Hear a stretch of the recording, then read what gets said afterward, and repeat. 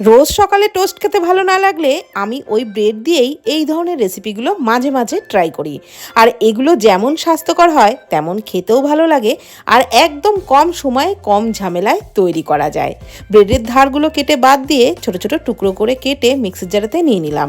ওর মধ্যে দিয়ে দিলাম হাফ কাপ টক দই আর অল্প জল। একদম মিহি পেস্ট তৈরি করে একটা বোলের মধ্যে নিয়ে নিলাম। ওর মধ্যে দিয়ে দিলাম পেঁয়াজ কুচি, ক্যাপসিকাম কুচি, টমেটো কুচি, কাঁচা লঙ্কা কুচি, ধনে পাতা কুচি, পরিমাণ মতো লবণ দিয়ে দিলাম, একটু ধনে গুঁড়ো, সামান্য লঙ্কার গুঁড়ো, আর দিয়ে দিলাম অল্প পরিমাণে একটু বেকিং সোডা। সমস্ত কিছু খুব ভালো করে মিশিয়ে একটু ঘন করেই ব্যাটারটা তৈরি করে নিলাম।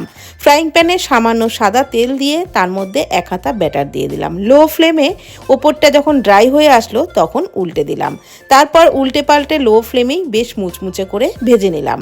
আর এর সাথে কিছুই লাগে না, একটু চায়ের সাথে কিংবা সস দিয়ে খেতে দুর্দান্ত লাগে।